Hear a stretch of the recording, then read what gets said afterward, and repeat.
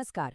आज हम ना एक ऐसी सीख की बात करने वाले हैं जो है तो हजारों साल पुरानी, पर आज की जिंदगी की शायद सबसे बड़ी मुश्किल का हल बताती है। और वो मुश्किल है कुछ भी शुरू करने का डर। चलिए मिलकर समझते हैं इसे। हतो वा प्राप्स्यसि स्वर्गम जित्वा वा भोक्ष्यसे महीम तस्मादुत्थिष्ठ कौन्तेय युद्धाय कृतनिश्चयः। तो इसका मतलब क्या है? बिल्कुल आसान भाषा में इसका मतलब है, देखो, हार हो या जीत, जो तुम्हारा काम है, जो तुम्हारा कर्तव्य है, वो करो। इसलिए उठो और पक्के इरादे के साथ अपना काम करो। मतलब संदेश बिल्कुल साफ है कि नतीजा चाहे जो भी हो, एक्शन लेना, काम करना, वो सबसे जरूरी है। अब देखिए, ये श्लोक ना सीधे सीधे एक बहुत ही आम हम सब की एक प्रॉब्लम की जड़ पर चोट करता है। और वो प्रॉब्लम है कुछ करने की कोशिश का डर।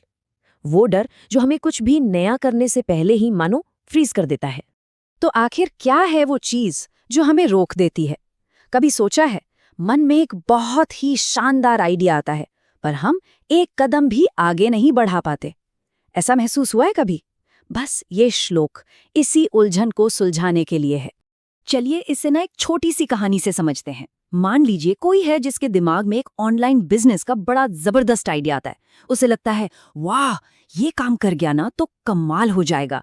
पर फिर दिमाग में वो अगर मगर वाले सवाल आने लगते हैं। अरे, अगर ये चला नहीं तो लोग क्या कहेंगे? मेरा सारा टाइम, सारी मेहनत सब बर्बाद हो गया तो? और देखते ही देखते ये सवाल इतने बड़े हो जाते हैं कि वो इंसान उस काम को शुरू ही नहीं कर पाता, और नतीजा एक और सपना जो बस सपना ही बन के रह गया। और ठीक इसी जगह पर गीता का ये ज्ञान एक बिल्कुल अचूक समाधान देता है। ये हमें उस दुविधा से, उस चक्कर से बाहर निकलने का रास्ता दिखाता है जिसमें हम अभी अभी फंसते हुए देख रहे थे। तो यहाँ पर जो सबसे बड़ा सिद्धांत है वो ये है कि हमारा हक, हमारा कंट्रोल सिर्फ और सिर्फ हमारे काम पर है, उसके नतीजे पर, उसके फल पर नहीं। और हमारी कहानी में उस इंसान ने क्या किया? उसने ठीक इसी सीख को नजरअंदाज कर दिया।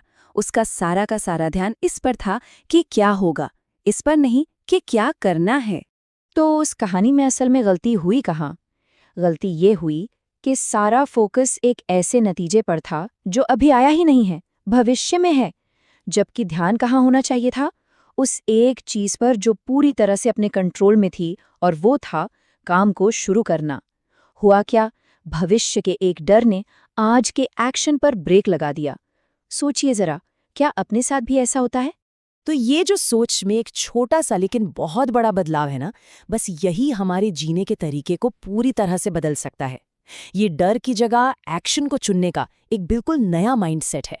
देखिए, अब यहाँ पर दो रास्ते बिल्कुल साफ नजर आते हैं। एक रास्ता है डर का, जहाँ क्या है, हर पल टेंशन, चिंता और आगे चल के सिर्फ पछतावा। और दूसरा रास्ता वो है कर्तव्य का, जहाँ फोकस है, जहाँ मौजूदगी है, और जहाँ आखिर में मन को एक सुकून मिलता है, एक शांति मिलती है। अब चुनाव तो हमें ही करना है। अच्छा, तो इस सोच को अपनाने से हमारे मेंटल और इमोशनल हेल्थ पर क्या असर पड़ता है? चलिए अब जरा इस पर बात करते हैं।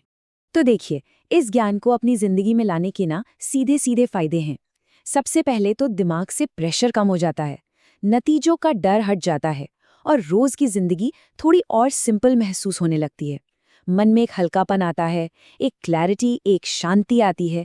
जैसे कोई एग्जाम की तैयारी कर रहा है तो उसका काम है बस पढ़ाई पर ध्यान देना, ये नहीं सोचना कि पास होऊंगा या फेल। सोचिए, ऐसा करने से मन कितना शांत और फोकस्ड रहेगा। चलिए अब आते हैं इसकी सबसे जरूरी हिस्से पर। एक सवाल उठता है, क्या गीता का ये ज्ञान सिर्फ मन को शांत रखने के लिए है? जवाब है, बिल्कुल नहीं। असल में ये जिम्मेदारी के साथ एक्शन लेने, कर्म करने के लिए एक कॉल है। हाँ, ये समझना बहुत बहुत जरूरी है कि ये ज्ञान जिंदगी से भागने का कोई तरीका नहीं है, बल्कि ये तो अपने जीवन की जिम्मेदारी उठाने की नींव है, एक फाउंडेशन है। मन की शांति का असली मकसद क्या है? इसका मकसद है हमें एक मकसद के साथ, एक पर्पस के साथ काम करने की ताकत देना, हमें पैसिव या निकम्मा बनाना नहीं। और ठीक यहीं पर आत्मनिर्भरता का कॉन्सेप्ट आता है। अब ये आत्मनिर्भरता है क्या?